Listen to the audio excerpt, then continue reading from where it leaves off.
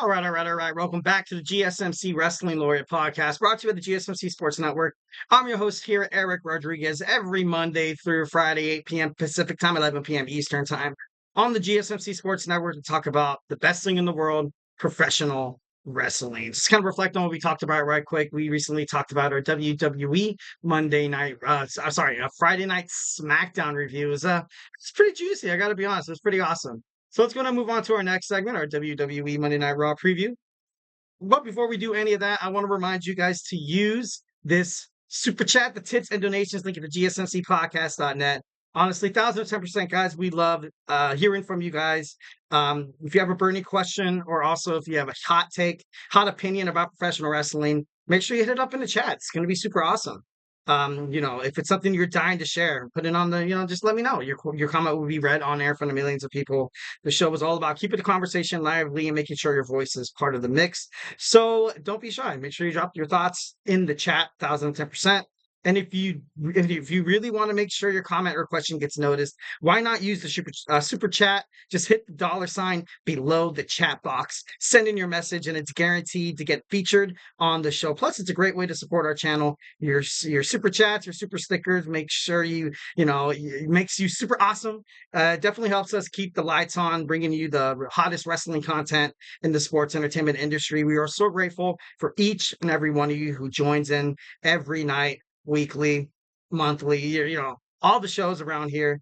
Your support makes a hell of a lot of difference, guys. We can't do this without you. 1,010%. We need you guys to keep this show, to keep this network going, keep the flow going. So let's keep the conversation going. Send in those super chats, and together we'll make sure this show is better than ever. And if super chat's not your thing, you can always hit up the tips and donations link at the GSMCpodcast.net. Tell me what you like. Tell me what you don't like. Give me your opinions. Obviously, whatever you guys can. Most importantly, just want to hear you guys' opinions. 1,010%. It makes the show a hell of a lot better with a lot of audience engagement. So yeah, make sure you hit up that super chat.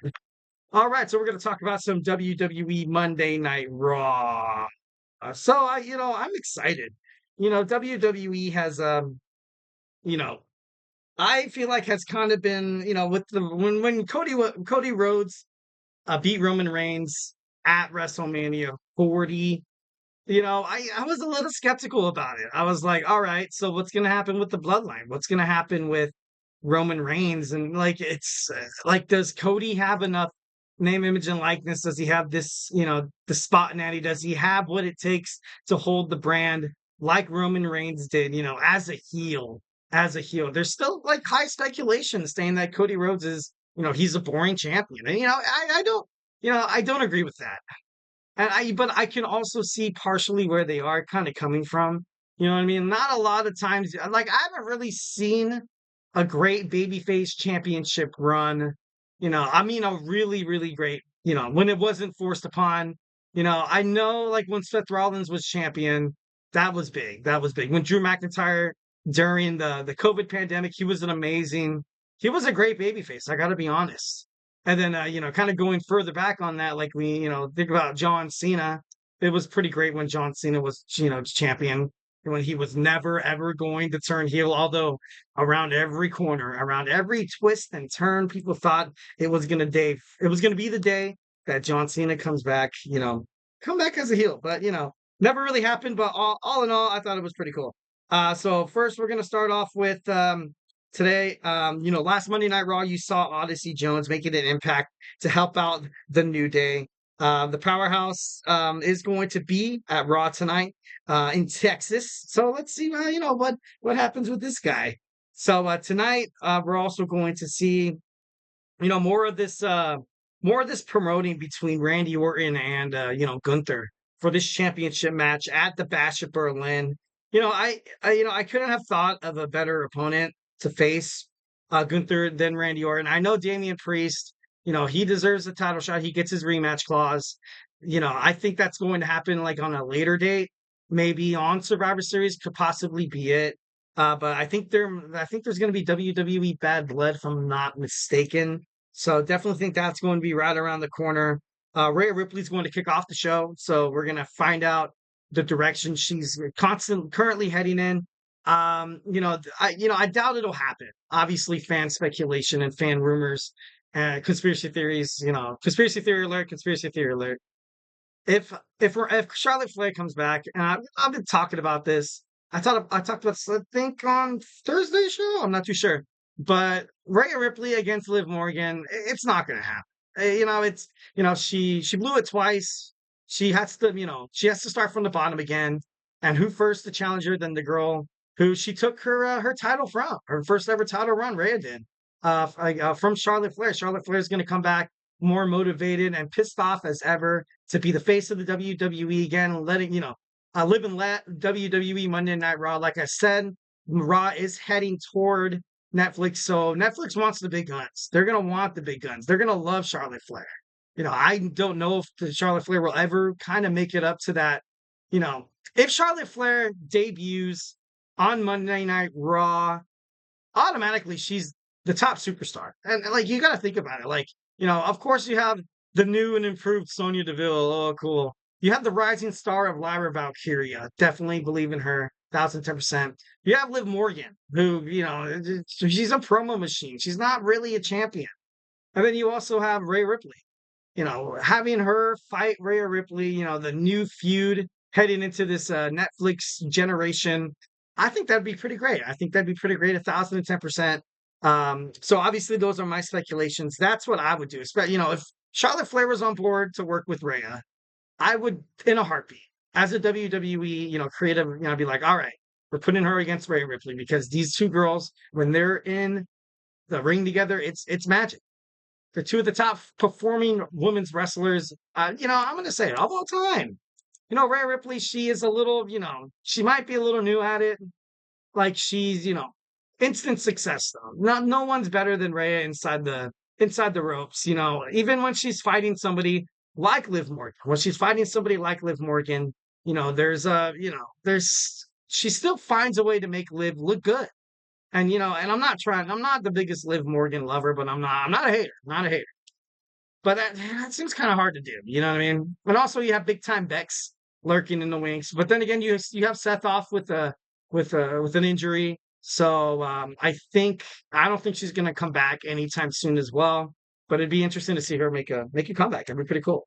We're also going to see Carlito take on Damian Priest tonight. That should be just a whomping by Damian Priest on Carlito. But Carlito's, this is going to be a huge statement for the Judgment Day, making sure that Damian Priest knows that he is out.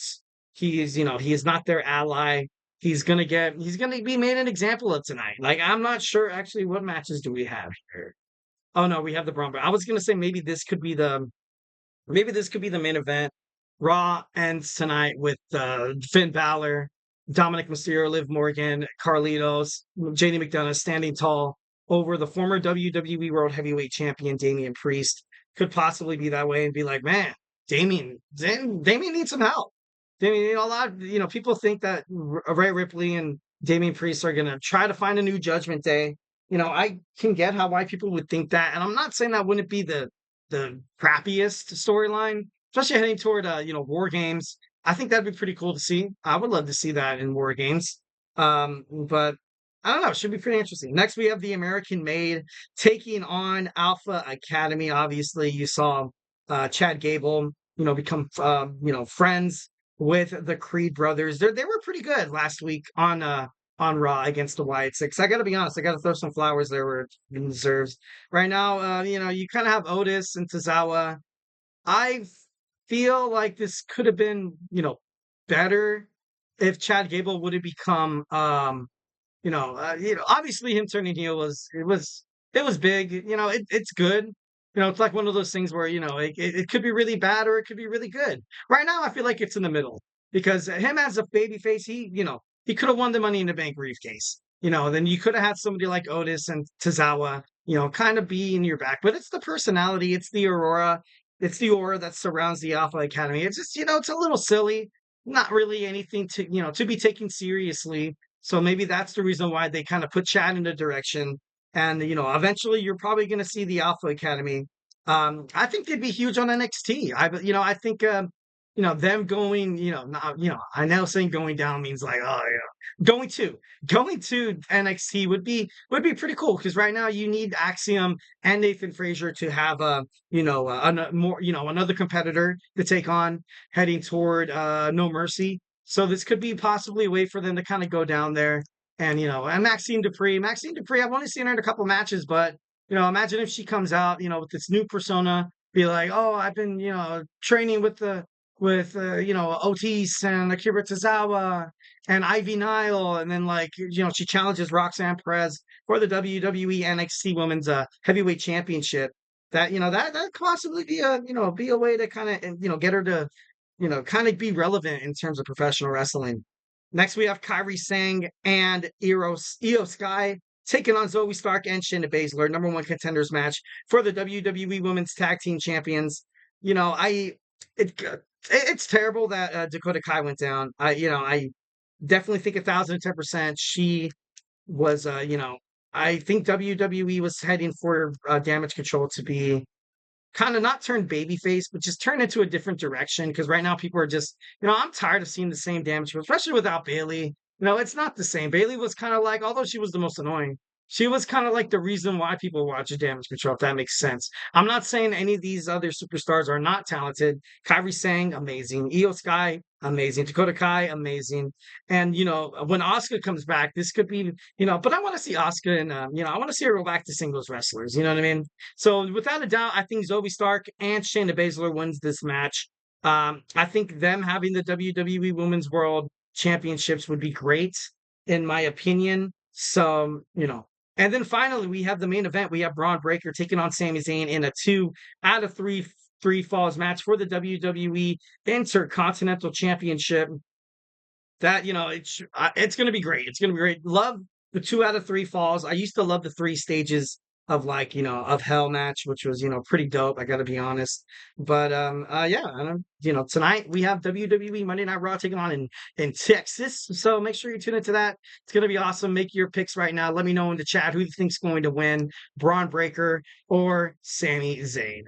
All right, guys. Well, hey, do not go anywhere. We're gonna jump on into our third segment. We're gonna dissect that the ending of WWE SmackDown, Roman Reigns taking out the Bloodline, and what any possible story implications, rivalries renewed, or just new rivalries. So we're gonna talk about that. So grab your favorite snack or grab your favorite cold beverage and join me in about maybe like 25 seconds.